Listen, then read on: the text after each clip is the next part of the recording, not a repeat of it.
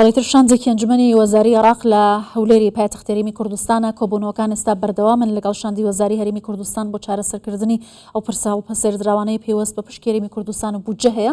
ئەمانە چارەسەری ڕێشەی بۆ کێشەکانی نێوان هەولێر و بەغدا دەکەن یان نە؟ لەگەڵ میوانەکەم لەسەر ئەم بابەتە قسە دەکەم. بەڕێز دکتۆر ئەحمەد سەفار ئەندامی پێشووی لیژنەی دارایی پەرلەمانی عێراق لە دهۆکەوە لەگەڵما. دکتۆر سپاسکە لەگەڵ کوردستان 24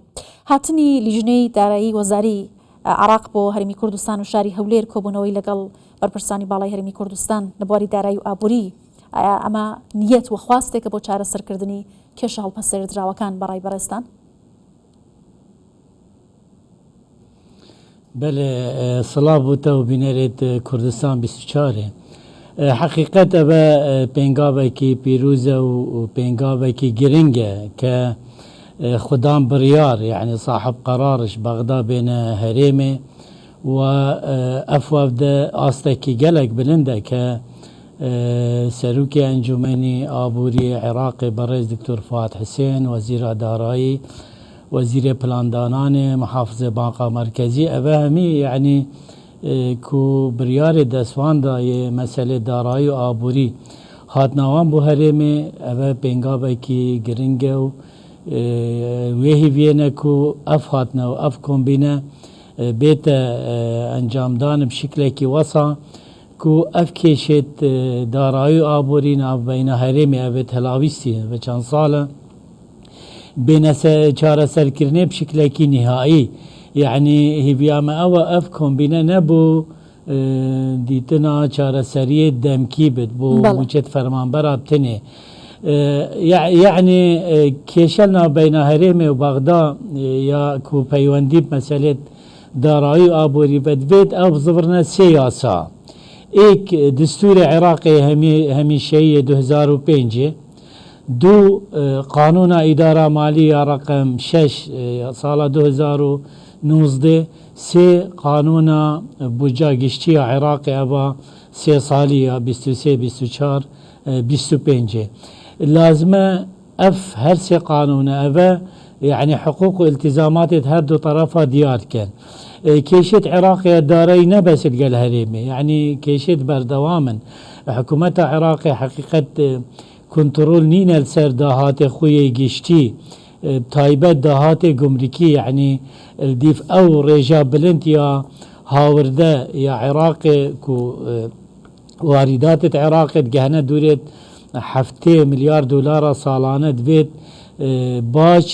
نەکێم 20 سەدێ تەمویلا موازنێ بکەن. ئەبخۆ حقیقەت کێمترش 1 سەدێ و بنسبەت هەرێمێ و بەغدا يعني ئەوە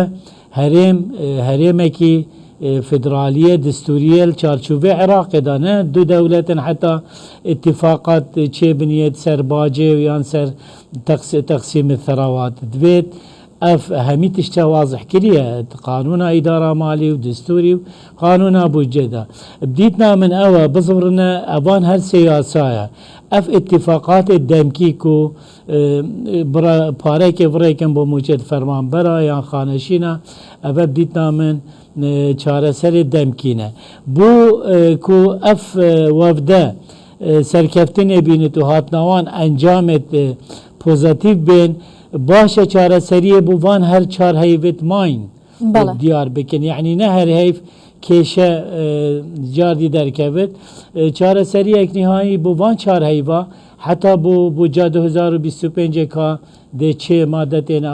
خار و بڕیار دێنێت. باشە دکتۆر ئەحمەد، کەواتە لەم کۆبوونەوەیدا ئەوەی کە گرنگە لەسەری ڕێککەوتن بکرێت جگە لە بابنبوون بۆ یاسایانی کە بەڕێزت ئاماژەی پێکرد بۆ هەرێمی کوردستان گرنگ بێت دەبێت چی بێ؟ چۆن حکوومەتی عێراق پابند دەکرێت بە جێبەجێکردنی ئەو ڕێککەوتنانە کە دەکات؟ پێشتریش ڕێککەوتن هەبووە بەڵام جێبەجێ نەکراوە. ئەبخۆ یعنی چارەسەریە یا درست ئەوە بزبرن قانونا بودجێ. ئەس هەت بێژم مادەم قانونێک دەرکەوتیە و پەرلەمانی عێراقی بلندترین سوڵتەیە سوڵتا تەشریعی پەسەند کردیە و پەرلەمانتارە هەمیە دەنگل سەردایە پەرلەمانتارێت کورجی و مەفروزە ئەوێ جێبەجێ بکەن. بەس مادەم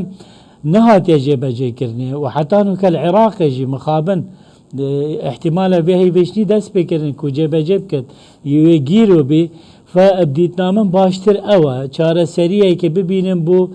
اوان چار هیوید بید گل باخان یعنی ایک اتفاقك ببتل سر لیستت موچه خورایت نهایی نه هروش لیست هات و لیسته چو لیستک بیتا چه کرنه هر دو دیوان چافداری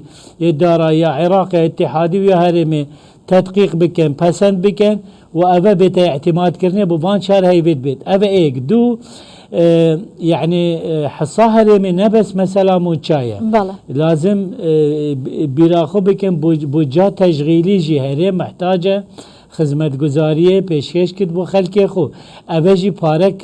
پیوستد و تفکیر بیتا کرنه اف برا پاره یعنی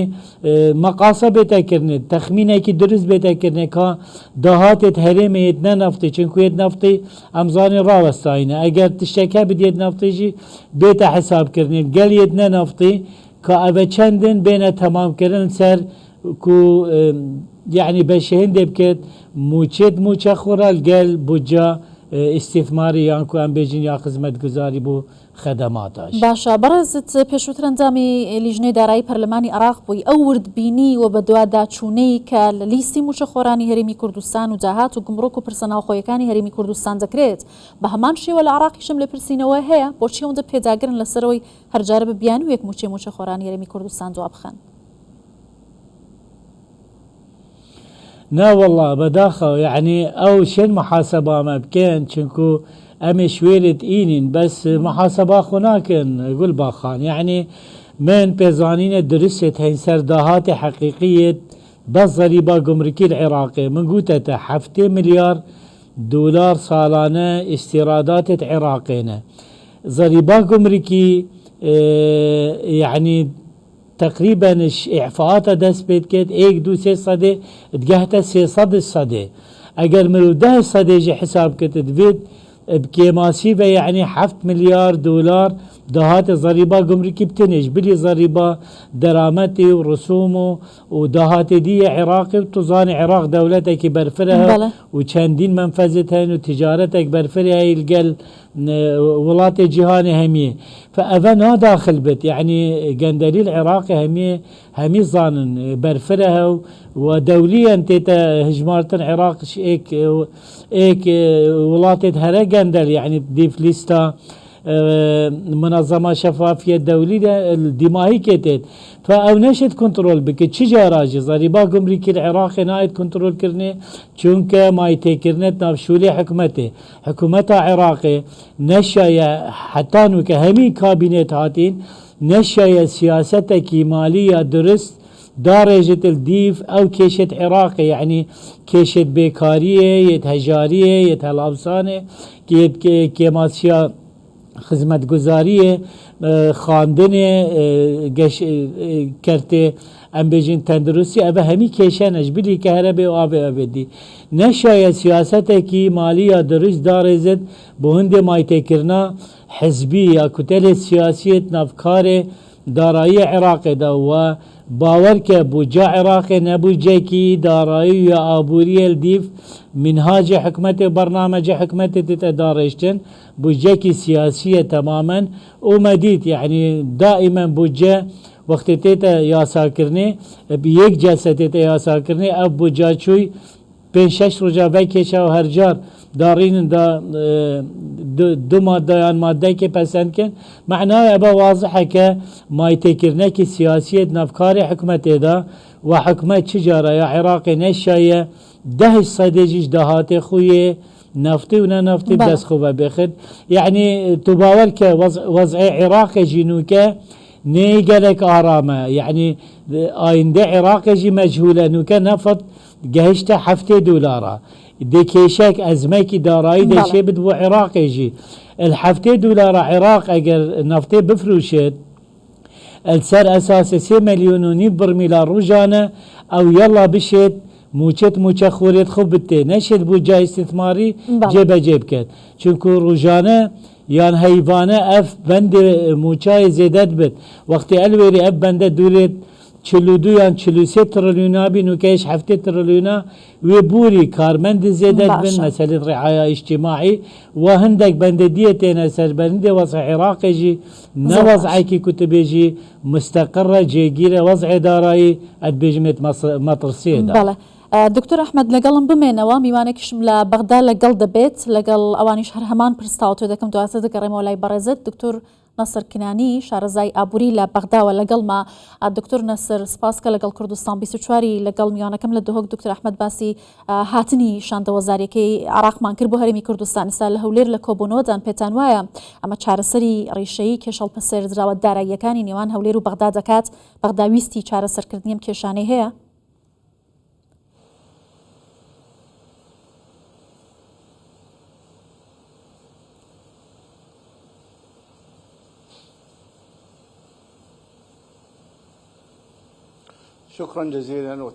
زۆر سپاس بۆ ئێوە سڵاو لە ئێوە و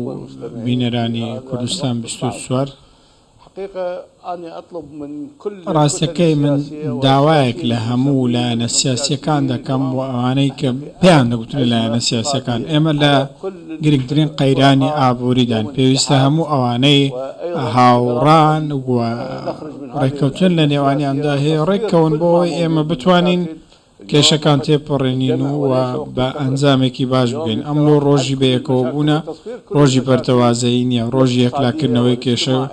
ئابووری و کۆمەڵایەتی و چارەسەرکردنی هەرچی کێشەیە کە لە نێوان هەردوو لادا هەیە، چونکە ئێستا قەیرانێکی قوڵی ئابووری لە ئارادایە. ئەگەر بێت و بەم شێوەیە بەردەوام بێت ڕەنگە ببێتە هۆکاری لە نێوچوونی پرۆسەی سیاسی ئێستا عێراق. من لەسەر ئاستی عێراق بە گشتی و لەسەر ئاستی گەڵ قسە دەکەم. قەیرانێکی گەورە لە بەردەماندایە بۆیە پێویستە هەمویان بەیەکەوە کار بکەن، یەکتری بگرن، هەموو کێشەکان چارەسەر بکەن. باشە هۆکاری بەردەوامبوونی ئەم قەیرانە ئابووری و داراییە لە عێراق چییە؟ بۆچی ئەم قەیرانانە خەریکە پەلکێش بۆ هەرێمی کوردستانیش دەکات و ئەم پرسە ئابووریانە و ئەم کێشانە بۆ دابینکردنی شایستە داراییەکانی هەرێمی کوردستان لەلایەن بەغداوە دروست دەکرێت؟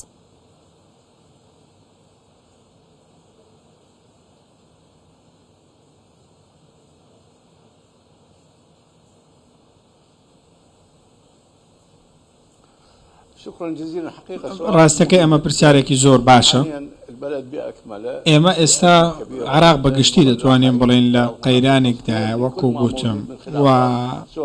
ئەوەی پێویستمان ئەوەیە کە کێشەکان چارەسەر بکەین. هەر کێشەیەک کە هەیە پێویستە سفر بکرێتەوە و بە چارەسەر بگوین بەیەکەوە لەسەر مێزی گفتوگۆکان دابنیشن. و منەوەشم بیرە کە ماوەی مانگێک مانگ و نیوێک پێش ئێستا سەرۆک بارزانی سەردانی بەغدای کرد و تەواوی ئەو کێشانەی چارەسەر کرد و تەواوی لایەنە سیاسیەکانی لەگەڵ یەکتری کۆ کردەوە هەوڵیدا تەواوی قەیرانەکان کاڵ بکاتەوە و بینیمان کە چۆن بە سەربەرزی هاتوو بە سەربەرزیش گەڕایەوە و پێم وایە ئەو سەردانی سەرۆک بارزانی زۆرێک لە کێشەکانی چارەسەر کرد. بەڵام بەداخەوە دەبینین کە ناوناناوێک کێشەکان دووبارە دەبنەوە. هۆکارەکەی چییە؟ ئێستا عێراق دەتوانین بڵێن پەیوەندی بەوە هەیە کە ئێستا بەرەمێنانی نەوتی کەم بۆتەوە، هەرچەندە عێراق تەنیا پەیوەندی بە نەوتەوە نییە و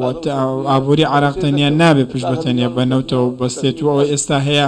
3 ملیۆن بۆ 320,000 نەوت بەرەم دەهێنرێت و ئەو 400,000ی کە لە هەرێمی کوردستانیش بەرەم دەهێنرێت تاکو ئێستا هەنا دەستی پێ نەکردوێتەوە کە هەناردەکەی لە ڕێگەی بەندەری جیهانەوە و ئەو ڕێژەیان دابەزاندووە و ئێستا یاخود دەتوانین بڵین بە تەواوی وەستاوە و ئەوەی هەیە دەنێدرێتە عێراق. ئەگەر ئەم بابەتە بەم شێوە بەردەوام بێت ئێمە دووچاری کارەساتێکی ڕاستەقینە دەبینەوە. بەڵام موچە شتێکە پابەندی هەر کەسێکە کە لە حکوومەتی فیدرالی دابێت، هەر کێ لەو پۆستە دابێت لە حکوومەتی هەرێمی کوردستان لە حکوومەتی فیدرالی پێویستە موچەی موزەخۆران دابین بکەن و ئەو موچەخۆرەی کە لەو سەری عێراقا و ئەوەی کە لەم سەری عێراقا هەردووکیان پێویستە لە یەکادا موچە لە کاتی خۆیدا وەربگرن و ئەوەی کە هەیە پابەندی هەموو سیاسەکانە کە موچە لە کاتی خۆیدا بگەن. کێشە گەورەکە ئەوەیە کە حکوومەتی فیدرالی داوای کردووە چونکە وەکو دەزانم کێشەی موچەخۆران لە ڕێگەی با بڵێن هەوڵی تەوتینکردنی درایە خودت بە بانکیکردن هەرێمی کوردستان بە هەمان شێوە هەوڵیدا کە بڕێمەبەرانی خۆی بەم شێوازە ڕێک بخات ئێستا ڕوونیە کێشەکە لە چیەوە بۆ چێ ڕێگری لە هەرێمی کوردستان دەکات لەوەی موچەکانی خوان لە کاتی خوان وەربگرن چونکە کێشەکان چارەسەر کراون ئەمە کێشەیەکی دووبارە بۆوەیە چونکە هەرێم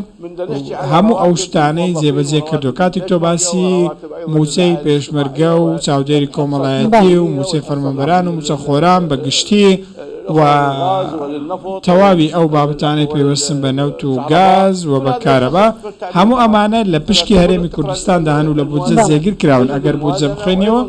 بە وردی ئەم بابەتە تێبینی دەکەێتەوە پێویستە ئەمانە بە هەرێمی کوردستان بدرێن ئێستا بۆچی وەستاوە هۆکارەکەی کێشەکانی نێوان حکوومەتی هەرێم حکوومەتی فیدراڵین کە بەشی هەرە زۆریان پەیوەندی بە وەستانی هەنادەی نەوتی هەرێمی کوردستانەوە هەیە چونکە ئەو نەوتە ساڵێک زیاترە وەستاوە و ئەو ژمارەیەش کاتێک باس لە زیانەکان دەکرێت بەڕاستی زیانی زۆر گەورن و زیانەکە بەرهەمە ئاڕاکەوتووە بە گەل و حکوومەت و بە هەموویەوە حکوومەتی هەرێمی کوردستان و حکوومەتی فدرال زیانیان بەرکەوتووە کەواتە ئەو زیانەی هەیە بە سەرێک کەسدا نەشکاوتەوە بەڵکو زیانی هەموو لە ئێمە پێویستمان بە کۆبوونەوە و چارەسەرکردنی کێشەکانە ئێمە یەک نەتەوەین و برای یەکترین بەڵێ دکتۆر نەسر لەگەڵم بمێنەوە لەگەڵ میوانەکەشم لە دهۆک بەردەوام دەبم دکتۆر ئەحمەد دیارەکە بەڕێز نەسر ئاماژەی بەوە کرد کە ئەم قەیرانەی کە ئێستا قەیرانەدارایی عێراقی گرتووەتەوە داهاتوویەکی مەترسیدار بۆ عێراق بەرهەم دەهێنێت ئەگەر بەردەوام بێت پێتان وایە مەترسیەکانی بەردەوامی قەیرانی ئابووری و دارایی عێراق چی دەبێت لەسەر عێراق بەگشتی لەسەر هەرێمی کوردستانیش بە تایبەتی ئەگەر چارەسەر نەکرێت بله گلبا خان رخصت بت صلاب بو برای من هواله من دكتور ناصر تحياتي دكتور ناصر حقيقة زاني عراق نوكيت أزمكي دارائية حقيقي دا جيد أجر أم حساب كين برقمها يعني شكرا او دهات نفطه دكتوري ديار كير نفط تقريبا نوطوبين جسدي تمويله بوجا عراق كت و سقفين نفطه اجرش حفتيه هات خار هنجي دي يعني بوجا تشغيلي دي كفتة متر سيدانية استثماري او كمية فرد كن ديف بوجي 3,500,000 برميل رجانه اگر $8 بيتا فروتن احتماله هنجي ما ترسينا بس وقت ديتا خاري حفتيها وخاصة انه كأوبك جي حصة عراقي كيمكر أبا أزمكي يعني قيرانكي راستقينية حقيقية العراقي بيدابت وعراق احتماله بشد بس بوجا يعني موجد فرمان برابته فيعني جابوا بسيارة جنابته أو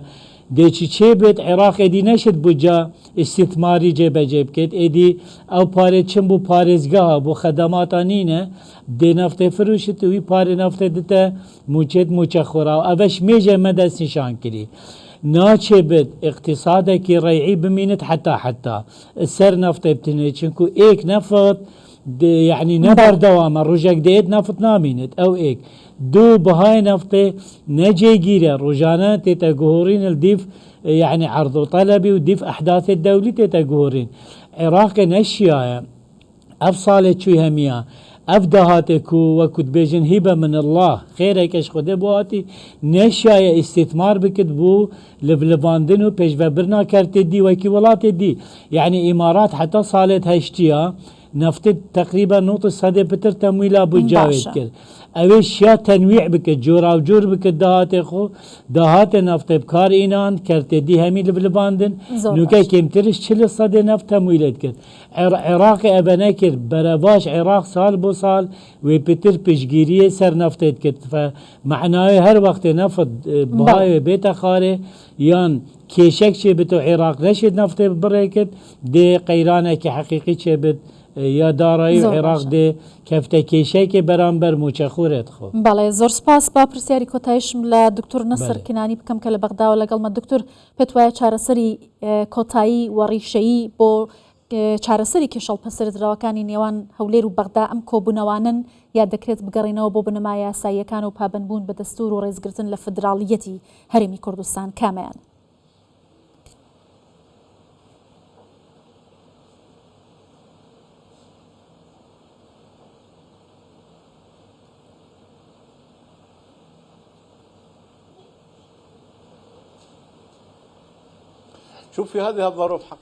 ئەم بارودۆخەی ئێستا خۆی دەبێت هەموو هێزە سیاسیەکان بەیەکەوە ئەوانەی لە حکوومەتی فدراڵین